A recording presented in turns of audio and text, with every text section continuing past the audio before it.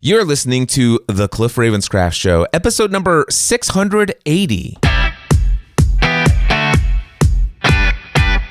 Are you ready to take your message, your business, and your life to the next level? Want to learn from someone with more than a decade of experience, training tens of thousands of people from all around the world? Hi, Cliff. This is Pauline from Auckland, New Zealand. John from Calgary, Alberta. Amy Porterfield. Michael Hyatt. Dan here from Dunedin, New Zealand. Ray Edwards. Mark Mason. Mike Stelzner. Pat from Smart Passive Income. It's Darren from Melbourne, Australia. Now is the time to live the life of your dreams and do the work you feel most called to do in the world. Welcome to the Cliff Ravenscraft Show. Here's your host, Cliff Ravenscraft. Welcome back, my friend. I am super delighted that you are tuned in to the Cliff Ravenscraft Show, and I have a wonderful piece of content for you today.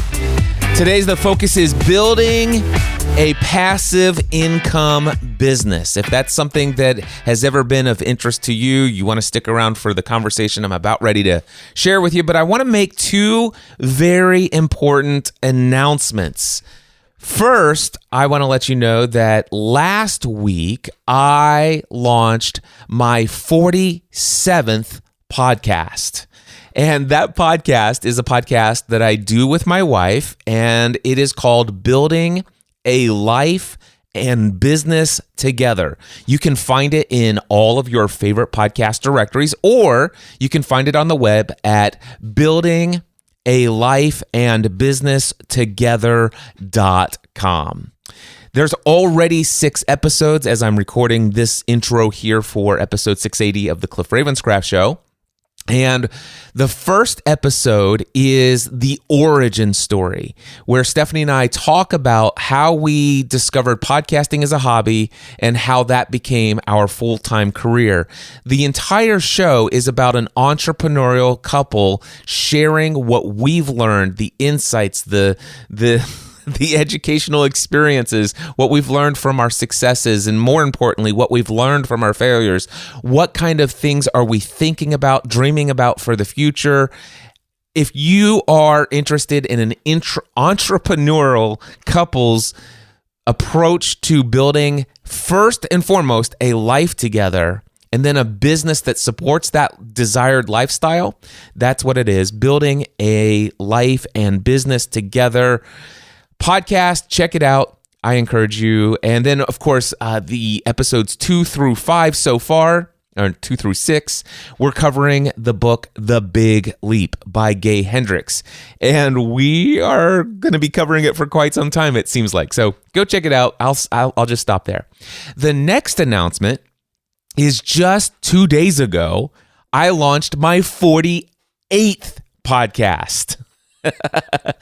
I am super excited to tell you that I've launched a full-blown interview format only podcast where every single episode is going to be an interview with somebody that I desperately want to talk to learn more about their story and or to share what I already know about their story that would be entertaining, educational, encouraging, and inspirational for those who want to create life with intention.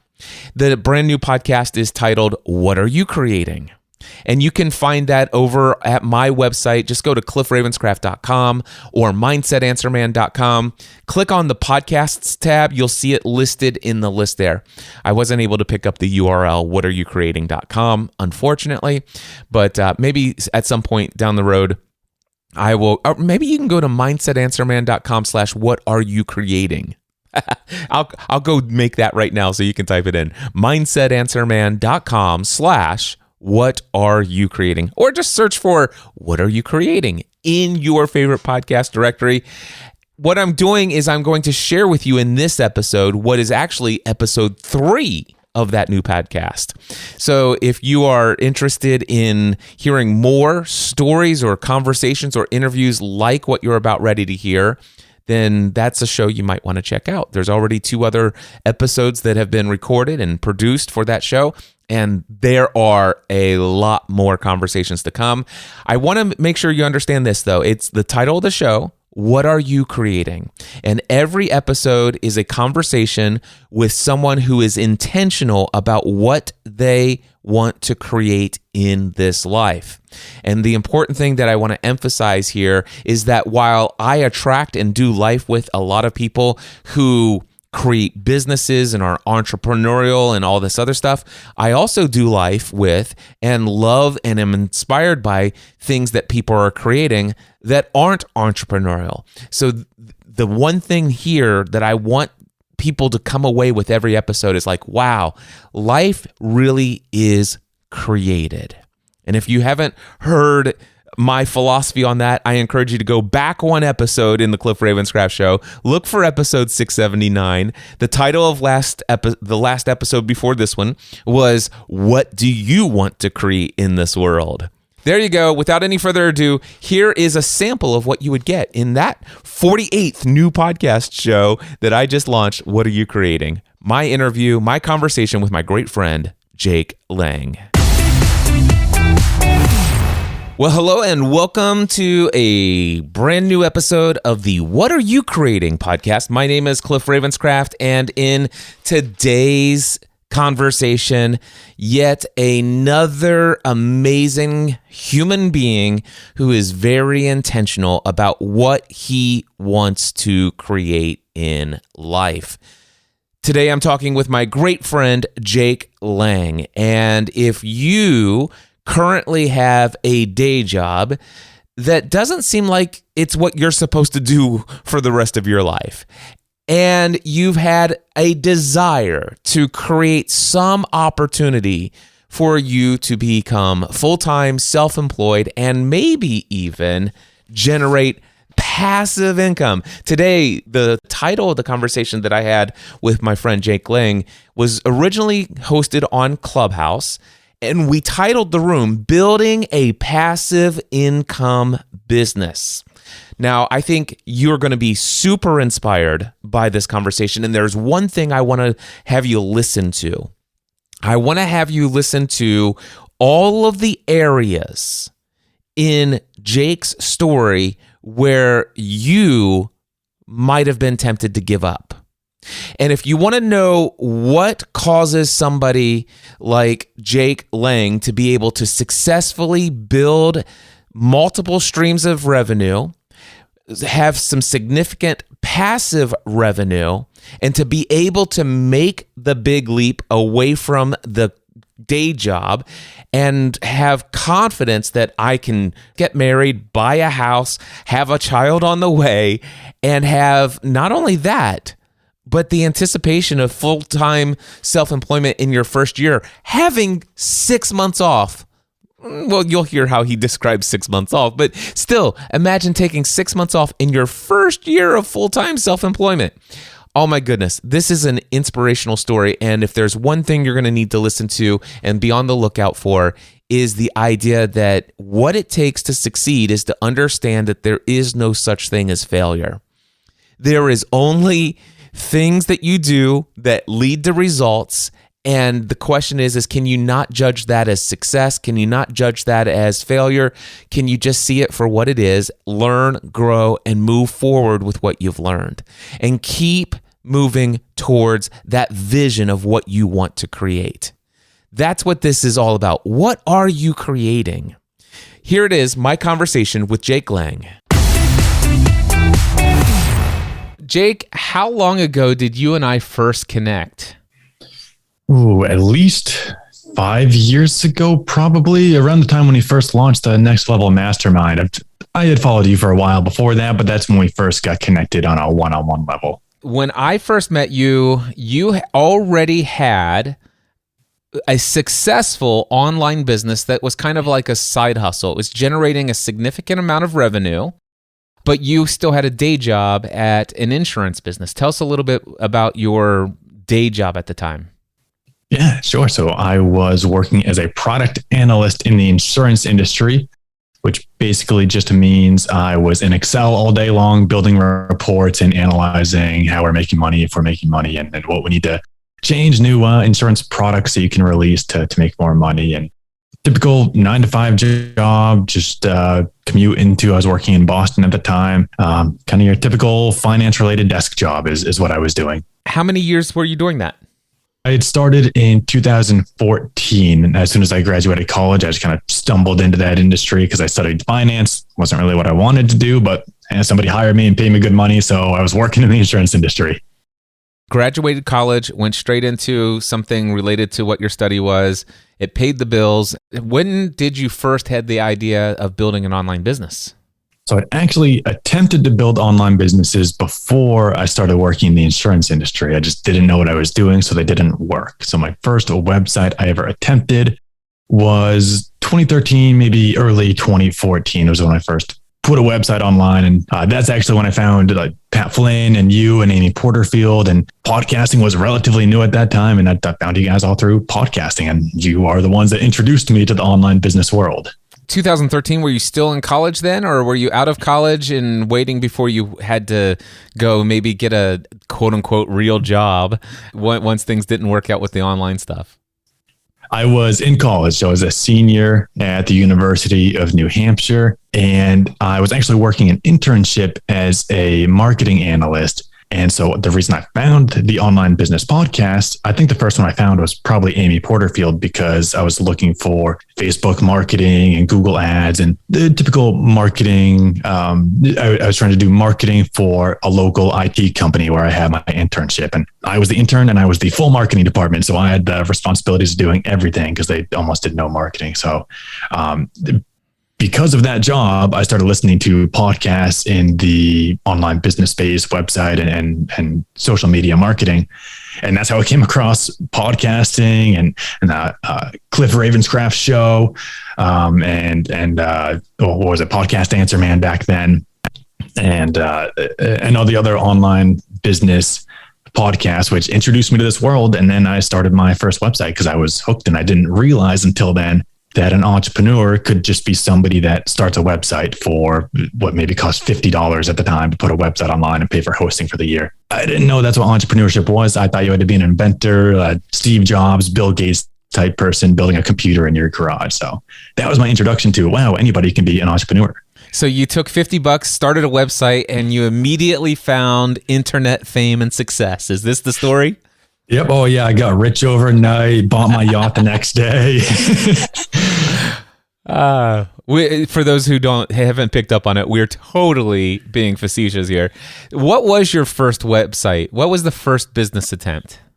The first attempt was a website called buydirectmailingleads.com. And it was your traditional niche site, which was some of the podcasts that I was following, what they were recommending. I had access to this platform through the University of New Hampshire, where I could access, I could basically download an Excel file of residential and commercial addresses for like small businesses. And I could just filter it by demographic information, like, everybody over the age of 50 in Durham, New Hampshire, or like every pizza parlor within a 50-mile radius of such area. And my thought was, okay, I got an idea here. I can sell this list of marketing leads to small businesses so they can send out their direct to mailing advertising campaigns to their specific demographic of people that they want to target. And I put in all this work, shut it down a couple of months later without making a single dollar in revenue after months of hard work, because I was way off the mark in what I was doing and I did pretty much everything wrong. So that business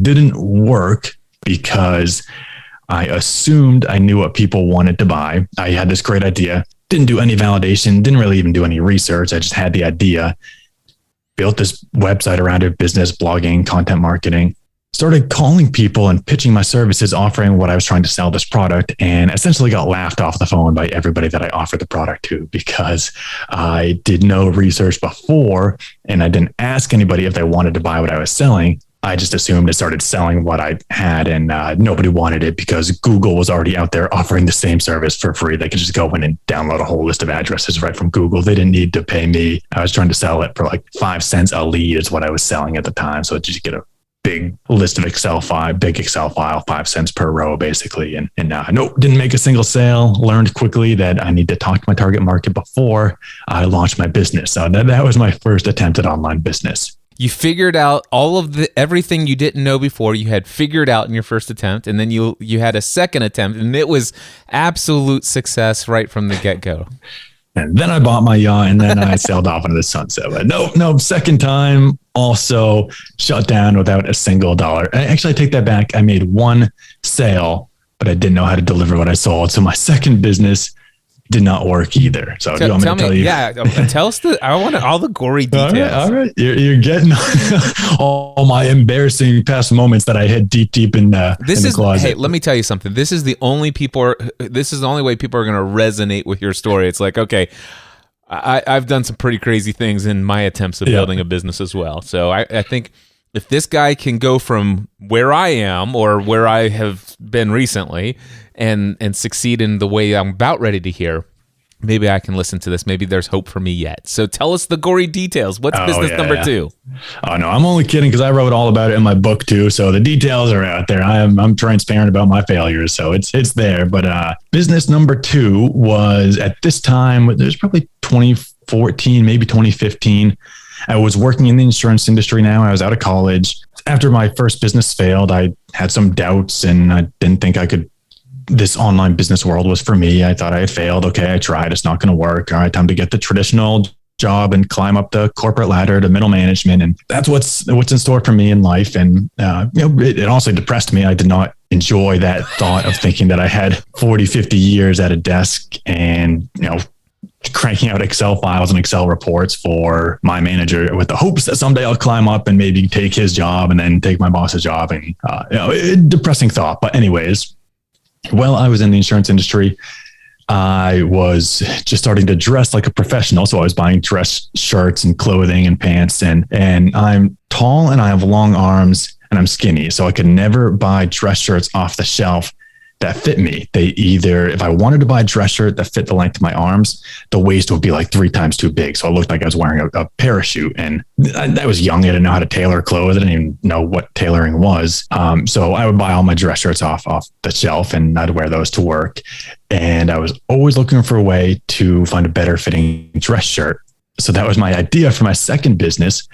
At the time, I don't know if they were around, but I didn't know about them. But I'm thinking like Indochino and the companies like that, where you can now buy made to measure dress shirts online. And that was the idea that I had. And I started a business called Sway Wear Clothing, which was intended to be for men, tall men, buying a dress shirt online that was tailored to your specific waist size and arm length so that you could just buy them online and not have to worry about going to a tailor. And at this time, I had read the book, The 4-Hour Workweek by Tim Ferriss, and I learned all about validation and pre-selling. And he had the strategy of, before you launch your business, use Google Ads to send leads to a test website and try and sell your product before you go out there and start your business, which is what I do now with all my businesses. But that was kind of my introduction to, I can validate my business before I dive in. I also learned from my first attempt at starting a business that you need to talk to your target market first before you sell anything. So I should say that was step 1. I had this pain point. I went out and I was talking to people on social media, Reddit and Facebook groups, and I was just posting surveys out there. I was asking if people had this similar challenge or if you guys buy dress shirts, like what's your problem? Lots of people had the same problem as me where, the arms don't fit. If the arms fit, the waist doesn't fit. Yeah, I can't buy anything online or in the store that fits me without a tailor. So I was like, okay, I found a pain point, fitting a dress shirt. Step 2 now, I built a quick little website because with my first website that I built, I got a little web design experience. I knew how to put together a landing page and a sales page and a couple of blog posts. So I did that pretty quickly in about a week. Got a little website up there, took some stock images of dress shirts and put a little sales page together. And I started running Google ads for keywords like men's dress shirt or like men's fitted dress shirt or like men's dress shirt online, and started sending them to this sales page where I would then validate the idea. And I actually opened the cart to accept some payments because I was in contact with somebody through Alibaba or AliExpress, one of those where I could actually order a dress shirt from somebody overseas and deliver it to this person that ordered it. It was basically a drop shipping model. I think I spent $750 in ad spend. And through that, I only got one sale. But I got one sale for like $30. Got that sale, but it was enough for me to say, okay, I did all this work. Something's off here. Maybe there's a possibility here. But when I went to order the shirt from somebody in China, is where they were manufacturing and doing the tailoring, I realized that I know absolutely nothing about this market. I know nothing about fashion. I know nothing about clothing. And he started asking me all these questions about, what is the baste and the trim and the hem and all this stuff. I didn't even know what those words were. And I'm trying to deliver a product to this person that just paid me $30 to tailor his dress shirt for him and send it to him with the perfect fitting shirt. So I had to ask him for all these specific specifications and things that he didn't know how to measure. And so I was basically just out of my league, and I knew it wasn't a good fit for me. So I refunded him and stopped that business because it wasn't really where I wanted to be. I didn't really want to start a clothing business. So that was number 2. And I shut that one down, but I at least did some validation, got a sale, spent a good amount of money, but at least at that time I was working and had money to pay for ad spend. And great learning lesson, but again, not the business for me. So I did not move forward with that one. And the great thing is that there are several businesses that are in existence today that do exactly what you're talking about. And with the technology, you can even kind of just take a picture of yourself and it does some measurements and all kinds of crazy stuff. But what I heard you say is like, listen, I validated it. And sure, the thing is, I didn't know what I didn't know about the industry. I heard I have really no passion to actually go and discover what all of that stuff means. And this is not the kind of business that I want to optimize. Would you agree that there was a market there, and that if you were interested in building that kind of business, you probably could have made something happen there? You might have been one of the earlier people to the market in that. But the key emphasis is you discovered, this is what I love, and I see this a lot with people who are trying to find out, what do I want to be when I grow up? It's kind of like, you find out the right business for you by trying a lot of businesses that you learn are not the right business for you. Would you say that's accurate? Yeah, absolutely. As soon as they started asking me about the clothing materials, what type of nylon I want and the design and all that stuff, I was like, oh, I don't even care about dressing myself. Like, how can I build an entire business about dressing other people in their fashion? I have absolutely no interest in anything other than just finding a shirt. Let me build a business to help people find a shirt. I mean, Brooke buys all my clothing. My wife buys all of my clothes right now. Everything I'm wearing right now, she bought. So it's like, even still today, I don't care that much about what I'm wearing. She dresses me. So it wasn't the right business for me. Well, let's just put it this way. Back in the day when I worked in insurance in the family business as an insurance agent, I used to also dress up. And of course, I wasn't buying tailored clothes. And I was significantly overweight back in the day. And I just looked funny no matter what. And so for me, I just left the corporate world behind and said, listen, forget this stuff. I'm just good. Jake and I are on Zoom as we're recording this podcast episode. This is not going to be, the video is not going to be shared anywhere, but I'm literally wearing my workout shorts and my workout shirt. This is pretty much what I wear 7 days a week at this point. Yep, same as me. I got my t-shirt on. I put on pants today. Usually I'm wearing basketball shorts or something like that. But I got pants on. So yeah, that's how much I care about this interview that I just had to dress up for. I love it. All right. So business number 2, less than $1,000 invested, but almost $1,000 invested. Mm-hmm. A significant amount of time, effort, and energy. You got some educational experience, but the return on investment was $30. Yes. Yep. And that's not even counting what I would have had to pay the manufacturer to design the shirt, ship it. And it probably would have been all lost on the $30 anyway. So yeah. All right. Business idea approach number 3. Third time's a charm. Now, by this time, I had learned 2 valuable lessons, which are big topics that I teach people now, is talk to your target market first and find out the pain point, and validate the idea before moving forward and pre-sell before you launch. Now, third time, I'm in the insurance industry, probably about 1.5 years in now, and I'm on the lookout for another business idea. Even though I failed twice, I still can't stop myself from looking for other niche opportunities. I was studying for these exams called the CPCU exams for the CPCU certification in the insurance industry. The employer that I was working for at the time would pay me. Basically, they said they will pay for all my study material. They'll pay for my exams and my classes. And it's a certification that's 8 exams long. So it's a big certification. If I pass it, they would give me a bonus of $5,000 and pay for me to go to Hawaii to the conferment ceremony and, celebrate that I passed the certification. So I was like, okay, sure. Straight out of college, extra $5,000 and pay for me to go to Hawaii. Like, yeah, I'm on board. I will study for these exams that you want me to study for. I'd say it was probably 2 exams in. I'd passed my first 2 exams before I realized that it might be an opportunity to start an online business about this exam and these certifications. The study material was these textbooks, and they were like 400 pages long, and they were really, really boring and dry and complex.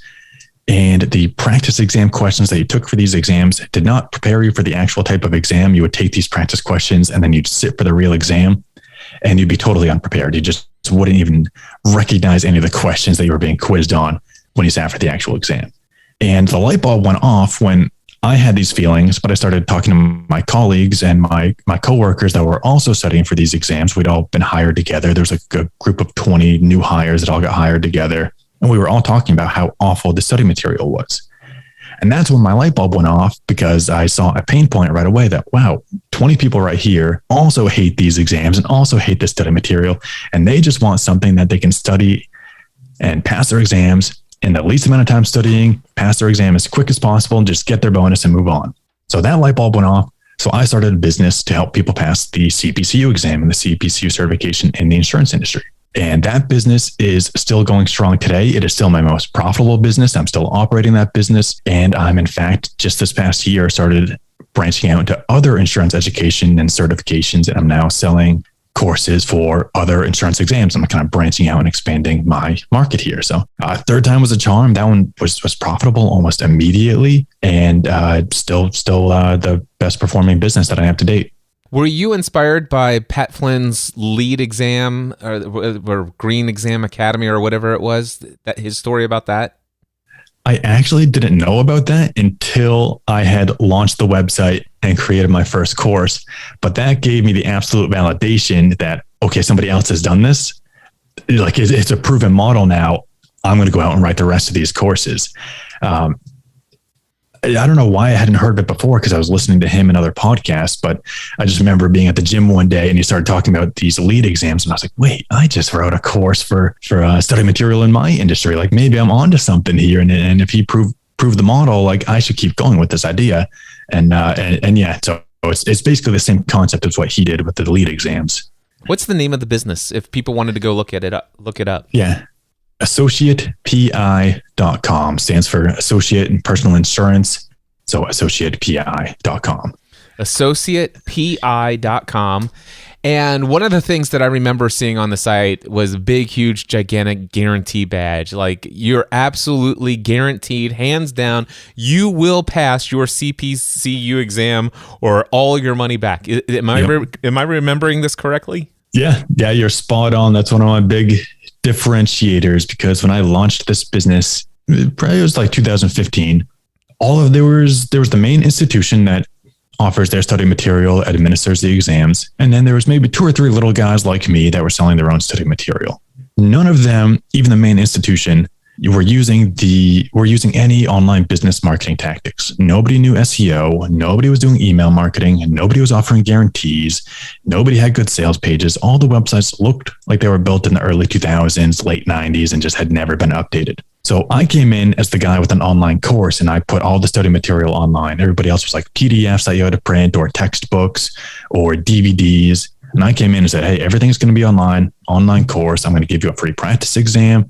I'm going to give you a bunch of my free tips through email. I'm going to blog and tell you all the behind the scenes information that you need to know about these exams. And that was ranking on Google through SEO. And my study material is so good that I guarantee you'll pass or your full money back. And that was kind of my big value proposition. And my whole purpose of my courses was that I cut out all the fluff. So I told you that the textbooks were about 400 pages long. Well, my courses were about 100 pages long. So I took out all the fluff material, just quick, straight to the point. Here's the most important topics you need to know. The textbook takes 3 paragraphs to explain a term. I'm going to explain it in 1 sentence, because that's all you need to know for the exam. And I'm going to write practice exam questions that are formatted like the actual exam so that you feel prepared when you sit for the actual exam. So all that stuff kind of combined, it took off right away and started getting sales right away. And with the guarantee, still to this day, I have about a 99 to 98% pass rate on these exams because I break the content down in really simple terms and just make you focused on the important topics. And that's really what you need to pass these exams. So I still have a high pass rate. I have that money back guarantee, but I maybe issue 1 or 2 of them per year when people fail. So it's not a big money loser for me. So it's worked out well for getting more sales. You say it's the most profitable business that you have even to date. How much money per month is that generating for you today? That business? It's bounced around like 8,000 to 10,000 some months, but I would say on average, I can pretty much guarantee 5,000 to 6,000. But some months are bigger studying months, so it'll bump up to the 8,000 to 10,000 range. But I can pretty much passive income guarantee 5,000 or 6,000 per month. Now, we talk about this, and I labeled this conversation in Clubhouse as building a passive income business. There was a lot of time, effort, and energy put into building this. Is that correct? Oh, yeah. I call it passive income now, but what was it, 7, 8 years ago when I was first building this, it was not passive. It was a daily, get all the content done, build these courses. But then I could set it and automate it and build in the automation funnels. It was a full-time job in and of itself to build this on top of your full-time job, I would assume. How long did it take you? How many months did it take you before you had your first, let's just say, your online course and also your sales marketing strategy worked out for your first course? Mm-hmm.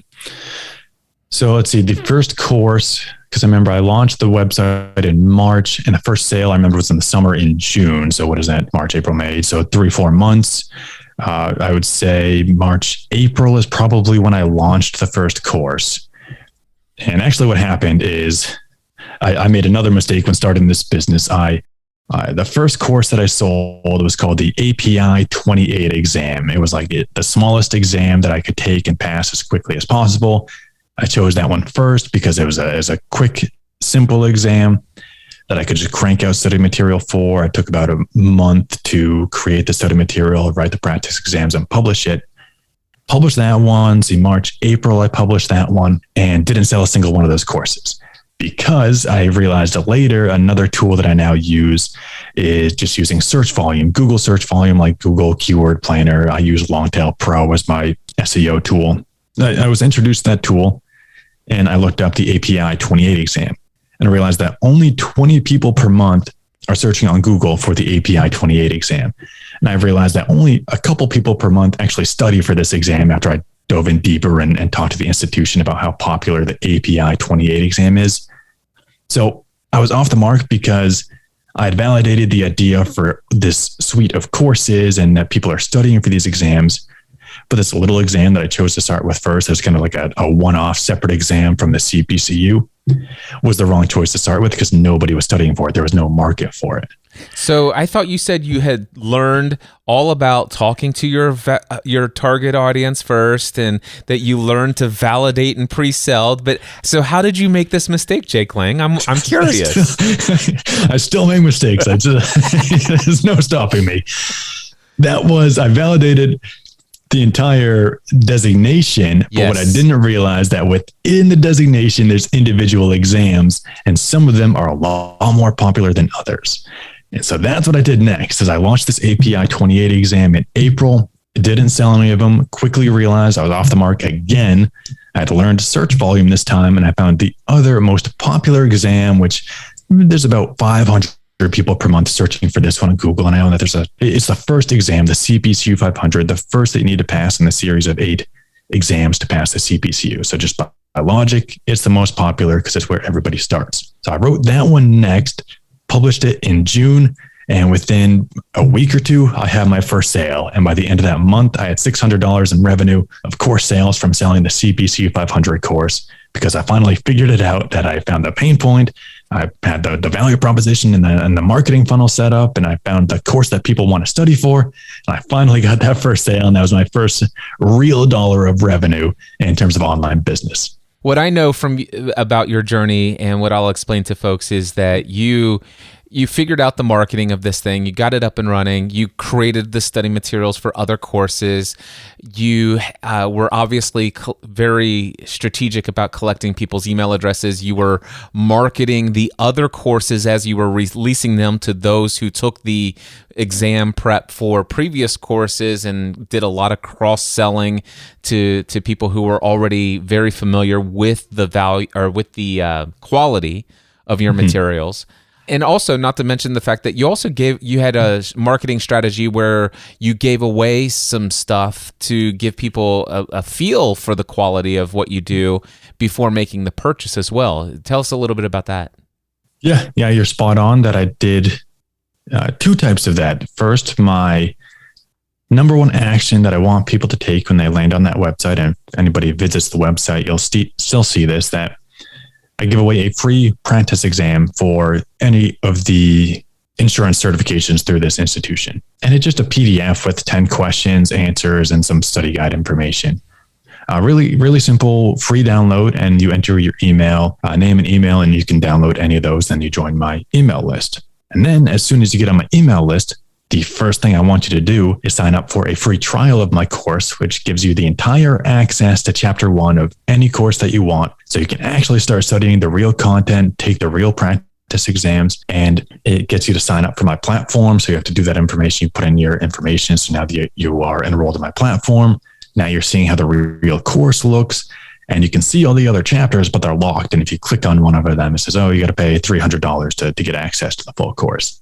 So it kind of gets them first step in the door to see, oh, this content's really good. I'm going to upgrade to the full course. That's the 2 steps of free content that I give away, in addition to all the free blogs and podcasts and all the stuff that I put around the certification. So eventually this thing's up and running. It is starting to generate revenue. Like work you've done in previous months is consistently generating new revenue from new clients over and over again, while you're still consistently creating new materials for new courses.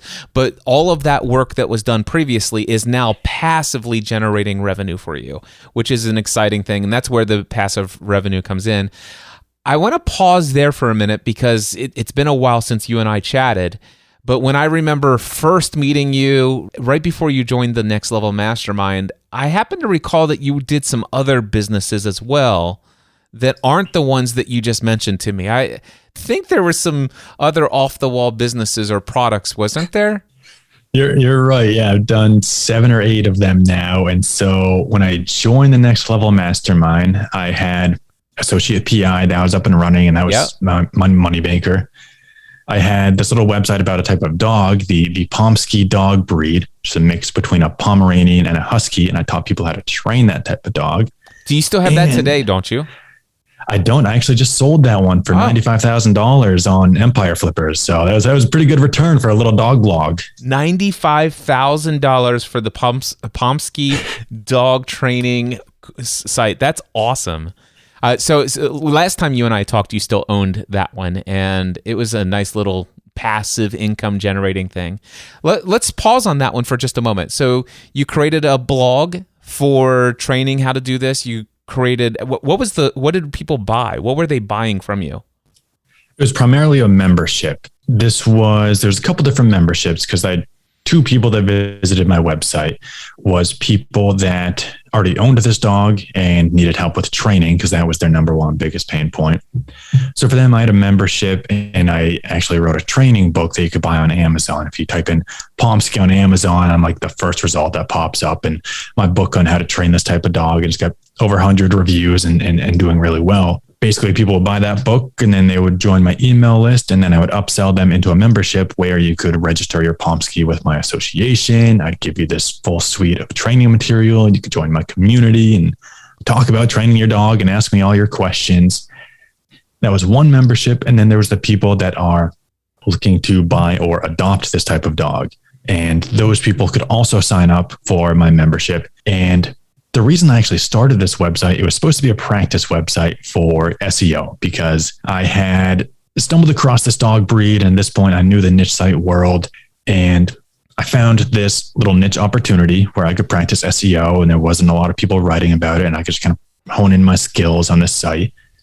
once I got in and started writing about it, I found that there's a lot of scams, that little old ladies that are trying to buy this type of dog breed, they either want a breeder or they want to adopt from a shelter. They would end up getting scammed and send hundreds, sometimes thousands of dollars to somebody on the internet through Western Union wire transfer, and they would never receive their dog because other people like me, well, I guess not like me, the bad people, but that also saw the SEO opportunity, were creating fake websites. The alternate universe Jake Lang's in the world.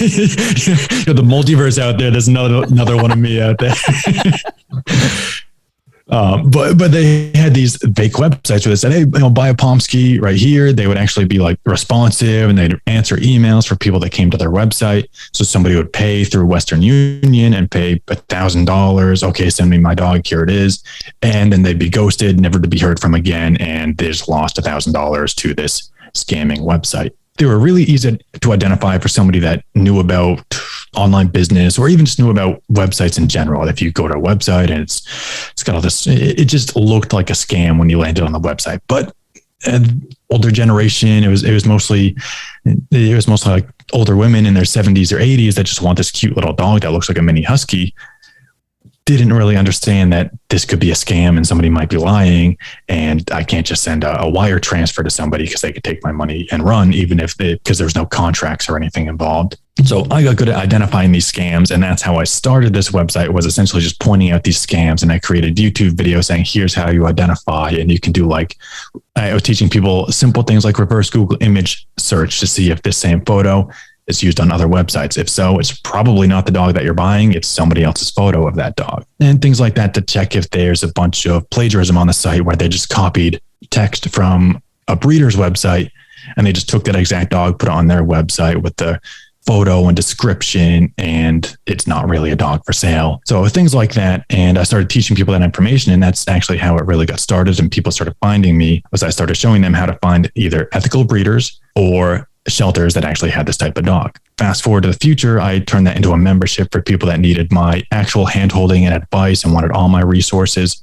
I have my free resources out there teaching that, but you could join my membership and I actually give you a list of people and their Pomskys that were available. And hey, these are the breeders that do it right. Hey, these are the shelters that actually have this type of dog. You can just contact them right through my membership and find your dog in 5 minutes. So those are the two memberships. Plus I had an affiliate revenue stream. I had the book that I was selling. I launched an audiobook. So I had a bunch of little different revenue streams here that added up to about $2,000 in passive income per month from this little dog blog. And you had that business for how long? That one started in probably 2016 and just sold it just a couple of months ago. So what was that? Close to 5-6 years. It generated a couple $1,000s a month, every month, for 5 or 6 years, and then you sell it for $95,000. Yeah, and that was exciting to get that valuation. It did really good. It was a 55 times valuation, 55 times monthly earning, because the actual revenue, it ended up being around 1,800 on average over a 2-year period. But this was something you were just passively you weren't doing much for this whatsoever. It was making that much money without you really investing heavily into trying to do anything more than maintain what was already coming in, right? Yeah, and that's one of the big reasons that I sold it, was that I was doing a pretty big disservice to my community and the website because I was focused on other projects, and I was maybe spending an hour or two per week on the Pomsky website. And that was really just answering emails. And honestly, half the times my emails would be overwhelmed and I just delete them. And I was like, okay, sorry, I can't answer all these emails. I don't have time. And I was just doing a pretty big disservice to everybody but my members that were paying. I would, of course, provide the services that they paid for, but I sold it to somebody else, and he took it over. It's his first business, his first online business. He's a dog lover like me. It was nice. I got to meet him and know that it's somebody that I trusted. They're not going to take this website and turn around and start scamming people like all the people that I shut down. He's a real guy that wanted to, has a lot of social media experience doing it for a big corporation, wants to do it on his own now, and just wanted somebody that set up the SEO and had the book. He'll go and do all the social media and take it to that next level, which I was never going to take it there because I didn't have the time. I was kind of done in terms of I'd accomplished what I started with that website.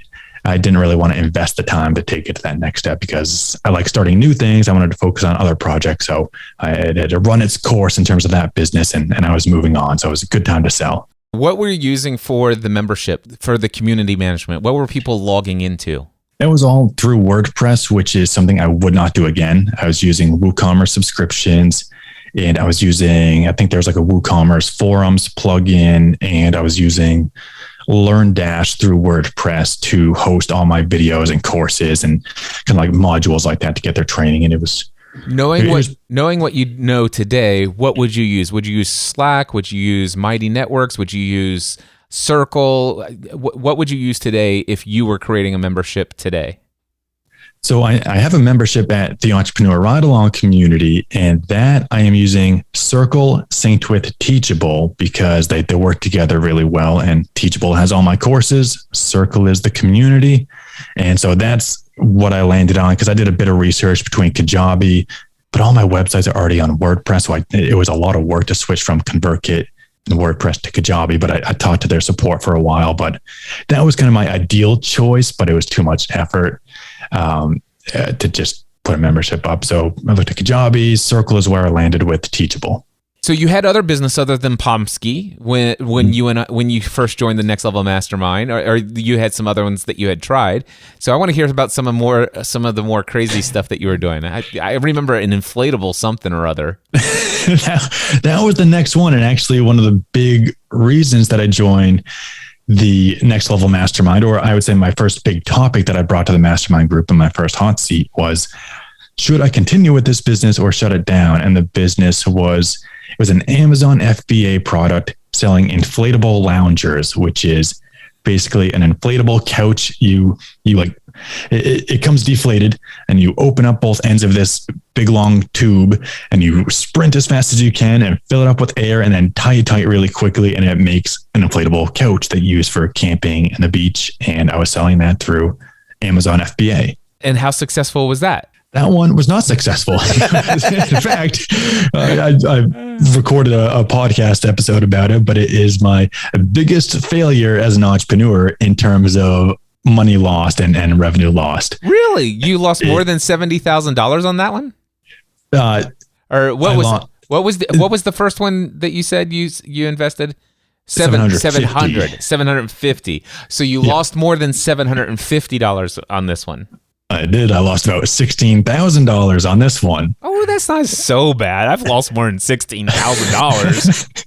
It felt like a lot when I was. This was supposed to be. Trust me, I get it. Yeah, and I got kind of blinded by the dollar signs when I started messing around with Amazon FBA, because at this point I had Pomsky and Associate PI, and I saw that if I just have one more product, maybe another 1,000 or 2 per month, I can quit my job and I can manage these 3 businesses full time. And like that would totally replace my income.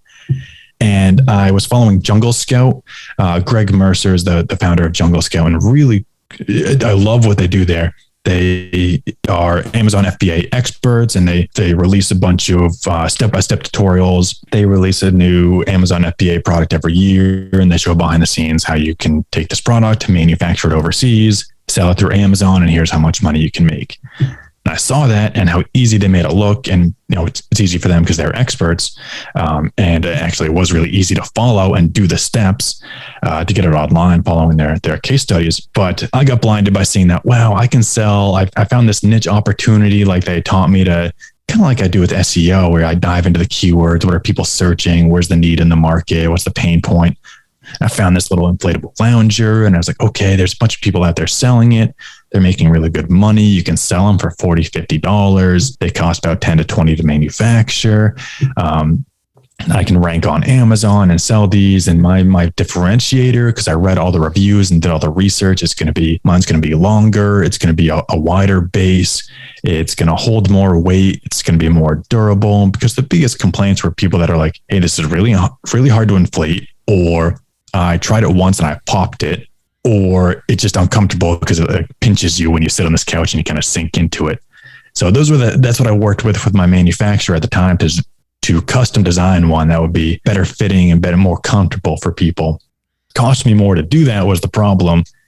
And I launched this product out there. I ended up selling 500 units of this inventory, which was good. That was my first order. It was $500 at about $20 per item. So I put a big chunk of cash down. I had to pay all this extra money for like professional photography for Amazon photos, just Amazon storage, and selling through Amazon has its own fees. And then I was using other software programs. There's this program called JumpSend, which is basically the way to rank on Amazon and get sales organically is sell as many products as you can as fast as possible and get good reviews. And so this company JumpSend, and if that combination of things increases your Amazon bestseller ranking, which makes you show up higher whenever somebody types in inflatable lounger, closer you get to showing up number one and being the biggest brand out there.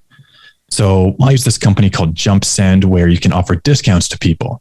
And I was giving away extreme discounts, like 50 to 80% off if you buy my lounger, and it gets you a bunch of sales really fast. And then you can send them follow-up emails that say, hey, hope you enjoyed it. Please leave a review. Like if you liked it, leave a review. So the strategy is take a hit at first, sell a bunch of your product as quick as possible to jump up the rankings, get a bunch of reviews, and then you can coast. Once you hit the top of the rankings, the organic sales keep coming in and help you stick at the top ranking on Amazon for that specific product. Well, I could just never churn through enough orders and get enough orders to hit the top rankings, where if I knew if I hit the top of the rankings, or even if I hit the first page and became one of the better sellers, it'd be on autopilot. It'd be a couple $1,000s in profit every month. I would just reorder inventory. It'd be passive. And it would just be every month or two, I'd place a new order for 500 to 1,000 new units, fill up my inventory on Amazon. I don't have to do anything. I just sit back and sell this physical product. The problem was I had to spend so much to get there, to get my inventory, ship overseas, get through customs. And then I'm selling them all at a discount that I just couldn't sell enough. 500 sales wasn't even enough to crack the first page. I didn't even crack the second page. So I never got the organic rankings. I didn't get the organic sales. Ended up being a $16,000 loss in the end after all inventory expenses, plus some little profit and revenue here and there. And ended up shutting it down in our next level mastermind because it was something I brought to the group. Talked about it over probably 2 hot seats before I made the decision to cut it off. So there's a bunch of other stuff that you've done, but I want to go back to the CPCU exams, because this is something else I remember during our time together. The associatepi.com, you've got a bunch of exams out there, but then all of a sudden there's some letters starting to show up in the mail. Oh yeah, that was terrifying. Yeah, so that was also right around when I joined the Next Level Mastermind. Yeah, it was right when you joined, yes. I think it actually happened right before joining, because I remember this was another big topic, is that I received a cease and desist letter from the main institution that sells the CPCU exams and administers the CPCU certification. And they said, they basically told me I was the worst person on the face of the earth. I'm a criminal, I'm a terrible person, and I should shut down all operations and never tell anybody that I ever existed. And they just sent me this terrifying letter about how awful I was as a person and to cease and desist immediately. Or we're taking legal action and it's going to cost you tons of money in legal defenses. It was also included in such letter, right? Mm-hmm. Exactly. Yep. Now, here's the interesting thing, Jake, and I imagine everybody's listening to this is picking up on this already. There's something inside of you that's different than a lot of other people, and that is the fact that you have all of these different things that you have tried and not succeeded at. And then all of a sudden you got the one thing and it's really successful. And then you got the other thing and it's somewhat successful, the Pomsky thing for a little while there. And you go to, it's like, okay, now I've got the Midas touch. I could figure this out. But then that thing turns out to be a $16,000 loss. And right around the same time, you're faced with these cease and desist legal things from the one thing that is the closest to getting you to be able to leave the day job. And yet you still have that business today. And yet that business is still profitable and that business is still generating significant revenue. How on earth are you able to continue to have this business when you did not cease and desist? I'm still here. They just can't get rid of me. So basically, you brought all of your massive legal team from Lang and Associates to full bear on them. Yep, brought the hammer down on him. But it actually, I had about... Thank goodness for that prepaid legal plan I had. We're totally joking, by the way. I don't think you had any legal staff on hand, did you, at the time? Well, I did actually, because Brooke was in law school at the time. Oh, okay, there we go. So, fair enough. So basically, you sent Brooke over there and they backed down. Is that what happened? I wish, but since she was in law school, she couldn't represent me. But of course, she was going to be my first call anyways. But I called her right away. I remember walking home from work. It was like 5:30. I was walking to the train to take the train home, and just saw this message pop up. And it was clearly illegal, and it said, something on the end. It said cease and desist. I was like, oh, that's probably not good. And it popped up on my phone as I was walking home. I remember opening it and just standing there in the middle of the sidewalk for like 15 minutes, just heart pounding, just being like, wow, are they sending a hitman? Is he right behind me, going to take me out any minute here? Because I've infringed on their copyright is what the issue was. I definitely panicked for a couple of hours. I called Brooke just a few minutes after I received that notice and, talked to her about it. I was like, hey, basically, what does this mean? Do I have to shut down right away? I sent her the letter. She read it and she was like, okay, here's what they are claiming. And this is basically what the letter said. It was that the term CPCU is a trademark term, and I was not using the registered trademark symbol anywhere on my website. So they claim was that I was pretending to be them, that I was pretending to be the institutes, who was the main institution selling this study material, which obviously isn't false, but they went like as far as they could to say like that I was doing this. Maybe even in from their frame of reference, their perception is that you were. They don't know who Jake Lang is. Exactly. Yeah, they knew nothing about for all they know, he's also got a Pomsky scam site that he's running too. Yeah, this guy next is the Fire Festival, and I'm just scamming everybody. All right. You reach out and say, listen, I guess you negotiated with them and said, hey, how can we make this work? I'm not doing the things that you have suggested in your letter that I'm doing. I am doing something in support of your organization. I'm helping people with the exam. This is who I am. And how did that go? How did this work out? Yeah, so it ended up being a 2-year back and forth, and I did hire a lawyer right away because they gave me 14 days to cease and desist. Otherwise, they bring legal action. Per Brooke's advice, she wasn't an attorney yet. She was like, go to the Boston Bar Association, just find somebody that knows copyright infringement law and hire them. So I paid for an attorney in the Boston area. I forget their rate was $250 or $300 per hour. So expensive. And over the course of 2 years, we went back and forth with the other side, ended up being $20,000 total in legal fees. But our first message back to them was basically, hey, first of all, he's just a single guy out here that loves your association. He loves it so much that he's teaching people and telling people to take these exams. We basically showed them like, hey, I'm a good guy. I'm recommending people to take these exams. I'm teaching people and helping people. Yes, you're right that he didn't know enough to trademark this term. Sorry about that. Like, we can fix that. We'll put a disclaimer on, add trademarks everywhere. And that's how we presented it to them. Also, one of my saving graces was that when I first started out, I contacted them. I emailed them and said, hey, I'm thinking about doing this. Like, is that okay? Because at the time, I didn't know if it was okay to sell study material for these exams. Other people were doing it, but I emailed them and actually had a really good conversation with a bunch of people on their teams that were super friendly. And we went back and forth and figured out exactly what I needed to do to, be not an approved seller, but they basically gave me permission, written in an email, which helped out a lot, to sell the study material. And on my About Us page, they gave me this one little, basically it ended up being a disclaimer, but they gave me this paragraph of text that said, hey, the Institute owns these terms and this is their certification. I'm not affiliated. And they just said, just put it on your About Us page and you're good to go. You can go help people pass these exams.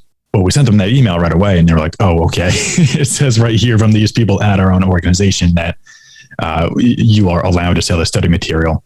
What ended up happening is this company, the Institutes, what we kind of figured out happened is they just hire some legal firm to go out there and, do whatever they do. They just outsource all their legal work to this lawyer in Chicago. First thing she did was go out and say, hey, is anybody infringing upon your trademark, your private property? they found me the biggest reseller of the study material and targeted me first. Not reseller, but the biggest one selling secondary study material. So they targeted me to basically make an example out of me. And if they could make me shut down, cease and desist because I wasn't properly using their trademark, they would then go after all the other little guys that were beneath me and shut all them down based on the logic of me shutting down. I don't think they expected me to hire a legal team and actually come back and go back and forth with them and spend $20,000 to fight this. But I did. And in the end, the only thing that I had to do was, after $20,000 and a bunch of back and forth and a bunch of crazy requests for them, like they actually told me to modify my payment processor, which is Stripe. I obviously can't modify that, to within, after you type in your credit card information, add a line that would pop up and populate and say, this association is not affiliated with the institutes. And then after you type in your CC number, another message that pops up and said, like, just so you know, still not affiliated. We have not since become affiliated since the last input. And actually, that was the last straw where my lawyer got mad and wrote back to them. It was just like, hey, like, you are just, I forget what it's called, but basically they're bullying a smaller competitor, basically misusing the legal system. And he was like, if you keep doing this, we're going to countersue you for all the money he's paying to come back to your crazy requests. And after that, they came back and was like, okay, just add this disclaimer in your footer and in your menu bar, add legal disclaimers that people can click that. See the disclaimer, add the trademark everywhere on your website. We're done here. So it's 2 years of back and forth, $20,000. And that was the end of it. It was just, I forgot to put the trademark symbol, or I didn't know enough to include the trademark symbol. Yeah. Wow. Well, the good news is that you had the $20,000 to invest in those legal fees because the site was profitable. This was a side business you invested the $20,000, and even in those 2.5 years, it was still an incredibly profitable venture for you. Yeah, it was a no-brainer to do it. I made well over $20,000 in those 2 years, so made sense to pay the legal fees and keep going back and forth to keep that business, which eventually allowed me to quit my job. I know that you wanted to begin helping other people. That's you wanted to coach, you wanted to teach, you wanted to help other people learn how they could build online businesses. And I also knew that you wanted to be able to get to that threshold where you could lead that day job. You had the associate PI exam course training prep, you had the Pomsky thing, but you still wanted something. You just had a minor gap between where you wanted to be financially for you to be able to leave the day job, because you and Brooke were not married at the time. And it's like, listen, I want to get married. We're probably going to be looking to buy a house, and the reality is that I need this income, and also I need to put Brooke's mind at ease about my financial stability to bring in resources. So tell us what happened next. What were some of the next steps? Yeah. So next, I would say around 2019, that's when I started the entrepreneurridealong.com. And that was also when I was in the Next Level Mastermind, and we were talking about this. And really, it's more of, I have Associate PI, I have the Pomsky site. Those are profitable and great opportunities, but it's not my passion. I don't wake up in the morning, jump out of bed and say, oh, I can't wait to talk about insurance and pass another insurance exam. That just, I couldn't get myself going enough to be passionate about those businesses. But what I loved doing is talking to other people about online business. And I really love the beginning stages, as you can tell from this conversation, of starting something new, finding that opportunity, start a new project, figure out how to make it work. And through our group, and a lot of us were using the Prosperous Coach method of coaching, I started doing a little bit of coaching. I didn't even have a website going. I just started meeting people. I used Reddit and their entrepreneur community on there. I started meeting people, providing advice just from my years of experience starting niche online businesses. And I started booking coaching calls, nothing paid, but I just started doing free coaching calls to figure out that, okay, I actually have something that I can help people with. I'm actually helping people. It's for free coaching connect calls, but it's actually working. And that kind of sparked what I wanted to do. Was I could use the Entrepreneur Ride Along, which ended up being the website that I started and the business that I started, to showcase what I'm doing online. And it's really my excuse to keep starting online businesses and try new crazy things. And everything that I do now, I just get to say, oh, well, it's content for my website. It's content for the Entrepreneur Ride Along. And that's what I do is I try to share everything behind the scenes, including my income, like we talked about here, including these failures, including the successes. And every year, my goal is to start a new online business and document what I'm doing and track what I'm doing, why I started it. And eventually I'll probably sell off these little sites. But that has turned into what started with the coaching practice. I booked a couple of coaching clients, launched a couple of group coaching programs, wrote the book Step One, like you mentioned earlier. I launched a membership for that website, and that's going to becoming my bigger business now, my big focus. And with that, the PalmSky website and Associate PI, I was able to leave my job back in April of 2021. So about a year ago from when we're recording this today. I left my corporate job and took on entrepreneurship full time. And now this is what I get to do every day. So it's a lot of fun and exactly what I've been working towards for years and what I was working towards in the Next Level Mastermind. And finally all came true and still going strong a year later. So far still all good. And some exciting things. Married, has a child on the way, and planning to take 6 months off after the birth. And that's what I'm excited about is, we're having our first in July of 2022. Bought a house in February of 2021. So basically bought a house, quit my job. We'd gotten married before we bought a house. So married, house, quit my job. Now we're having a baby girl and I can't wait. Brooke has an amazing maternity policy. She gets 6 months off.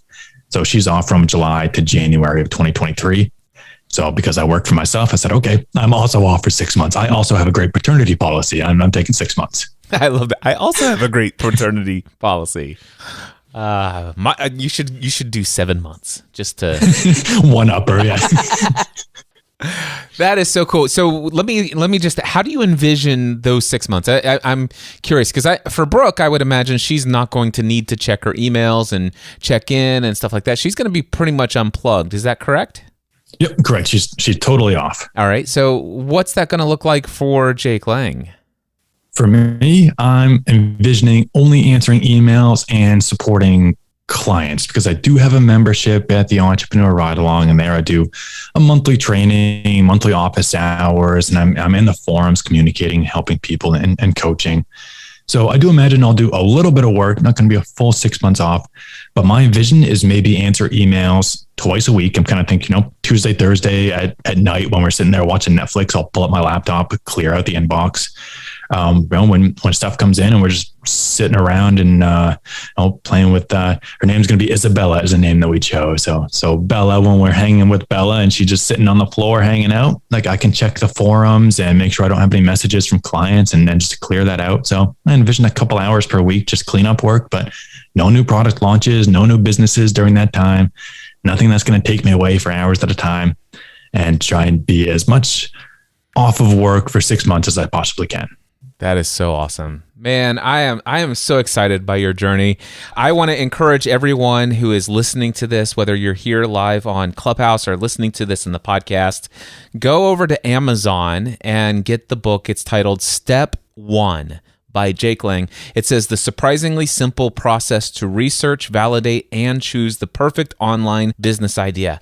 I happen to be mentioned 3 different times in here, so that's reason enough to go buy the book. But seriously, the book is really good because it goes, one of the things that I like about you, Jake, is that you have this technical approach. It's like, hey, you go into the details and let me show you how to do keyword research. Let me tell you whether or not this is a valid business idea from whether or not it's going to get any kind of online business traction for you. And that's an area that, as you are quite aware of, it's like, listen, Cliff's the mindset guy. He's the motivational guy. He could sell anything in a conversation, but I am not an SEO guy. I am not a sales and marketing funnel guy. And one of the things that I loved about your participation in the mastermind group is just how much of that value you brought to our conversations and stuff like that. Yep, that's definitely my analyst background. Is I got to crunch the numbers first, and that's what the book is all about. Really, is these failures that I talked about and learning the process and what worked and what didn't. And now I finally figured out, okay, I can basically guarantee and validate a business before I invest any money and take that next step. So it's a whole process behind a couple of steps to find a bunch of ideas, narrow it down, do a little bit of keyword research and technical stuff to find out, okay, this is the best idea or the best opportunity. That's my one idea to go with. And like you said, you're mentioned in there, your case study is in there. So that's reason enough to go pick it up. That's reason enough. Just go get it because my name's in it 3 times. Currently, in April of 2022, as we are now recording this on the 14th of April, in Amazon, if you're a Kindle Unlimited subscriber, you can get this book for free. Did you know that that's available for free for Kindle Unlimited? Yeah, it's a pretty good deal. So you can get it for free if you're that. And of course, I'm sure you can sign up for a free 1-month trial of Kindle Unlimited, and then you can cancel if you want to afterwards and get this book for free. So go get Step 1 by Jake Lang. Also, tell us about Entrepreneurial Ride Along, the website, the membership, and the podcast. If for anybody who's been listening to you wants to learn more from you about this stuff. Yeah, of course. That's over at theentrepreneurridealong.com and the Entrepreneur Ride Along podcast, which is where this is what I talk about is starting new businesses. I talk about my adventures in online business, what's worked, what's not working, what I'm thinking about for the future of my businesses, because I use my portfolio of online businesses that I have as a live case study of what's going right, what's not, and where I'm directing the business in the future. The other thing is constantly writing new books. I'm working on a new book, which is centered around using your day job to quit your job. So a little spin-off of Step 1 here, just focusing on a more specific topic, just like I used my insurance industry experience to move forward and start a business to quit my job. So that one's coming out soon. I'm actually done the first draft now. So editing, and that should be coming live in June. The pre-sale for that one's already out there. That's at theentrepreneurridealong.com/job, J-O-B. And that's coming soon. And also the membership is where I'm kind of directing my coaching now. Is I have a whole suite of courses and community and coaching. And rather than trying to funnel people into the right course and the right content that serve your specific need, I funnel everybody to a membership now where you can get access to every course that I've ever published. You get access to me, my community, my coaching, and that's all right in the membership where you can get everything included rather than trying to find the right course for your needs at the right time. So that's kind of what's going on at the Entrepreneur Ride Along. And they can find this at entrepreneurridealong.com. I say it's the entrepreneurridealong.com. I was going to say, because I'm like, I know that sometimes even today, I've been an entrepreneur since 2008. I sometimes still have a hard time spelling it, but I just went to entrepreneurridealong.com and I got Cringetopia. Yep. I'm currently in the process of trying to buy that domain. Some troll out there picked up that name a while ago. They've been holding it for like 4 years, and GoDaddy's out there trying to buy it for me right now. So we'll see if that happens and I can redirect it. But that's why I'm the Entrepreneur Ride Along. I found it. Okay, so here we go. It is the entrepreneurridealong.com. As I look here in my records, you joined, it was officially February 2nd of 2018. And you were, of course, for anybody who joins the Next Level Mastermind, which is a mastermind group for full-time self-employed business owners, which, by the way, Jake was not eligible for that criteria. But thankfully, there was a stipulation. It says you can join the Next Level Mastermind if you have a day job, provided that you have a side business already that is already validated and consistently generating revenue, and you have a commitment to leaving the day job within 12 to 18 months. It's because of that you joined.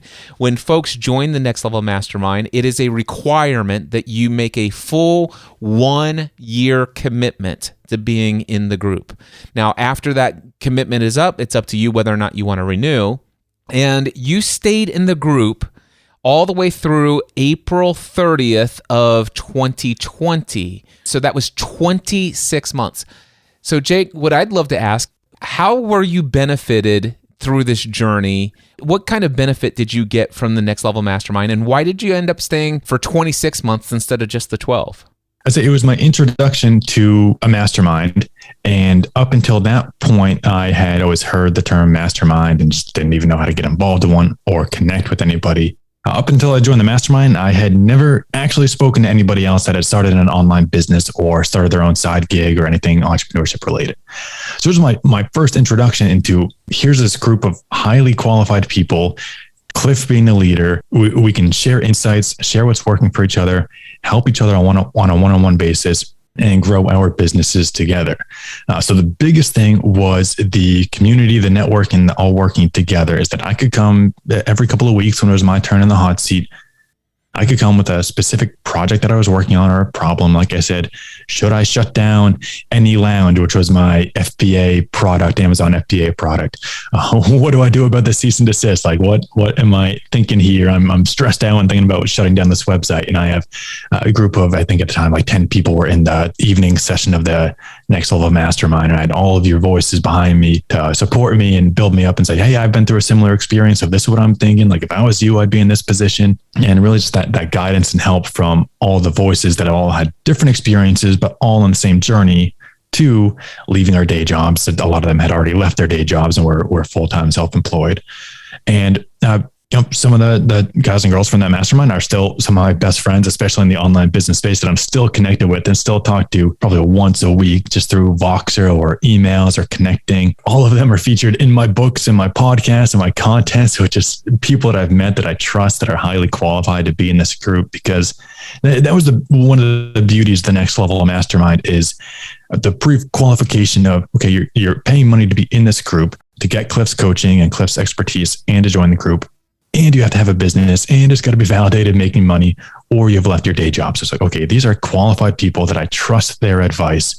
And I know they're the type of people that if I bring a problem to, they're going to help me with actual solutions, rather than posting out on Facebook or Reddit and just hope that maybe a qualified person replies. But most of the time it's somebody that doesn't have a business replying, telling you what to do with your business, and not the same thing. So, so that community of everybody with you and everybody in the mastermind really helped me take it at the next level. And I didn't meet the 12 months of leaving your day job, but I did it within 24 to 36 months after joining the mastermind. I did leave my day job and I started the Entrepreneur Ride Along while I was in the group, and I scaled up my business, got past the cease and desist, scaled up all my other businesses, and got to the point where I was ready to quit my day job. And you were introduced to the Prosperous Coach method. Yes, which great point. Like, yeah, all those little tactics and programs, and even just like software programs, technical things, coaching programs that I never would have learned had I not been in the mastermind group, and I never would have learned how to coach, and that would not have led to the Entrepreneur Ride Along where I am today. So I owe a lot to the Next Level Mastermind as to why I got to where I am today, and the connections that I have and the support group that I have for being able to quit my day job and do this full time now. I'm honored to have been able to weekly participate in your journey for 26 months, more than 2 years, and our lifelong friendship that's come as a result of it. So I thank you for that. I encourage everybody, once again, go to theentrepreneurridealong.com. Check out Jake's offerings there. Get his book, Step 1, on Amazon. All the links to all of this stuff will be in the show notes. And of course, if you would like to talk to me about the Next Level Mastermind or one-on-one coaching, if you're not a business owner, just head over to mindsetanswerman.com or cliffravenscraft.com. It goes to the same place, and click that Work With Me tab. And there's only two main things you're going to see there, and that is the Next Level Mastermind and my one-on-one coaching. So I would love to hear from you. Jake, thank you so much. Any last words you want to say before we end the recording here? Hey, no, I'm just happy to have been here. I'm glad to catch up again, and it was great. Thanks for having me on the show. Awesome. Thanks. Until next time, my friends, I encourage you to take everything you do to the next level. Mindset Answer Man.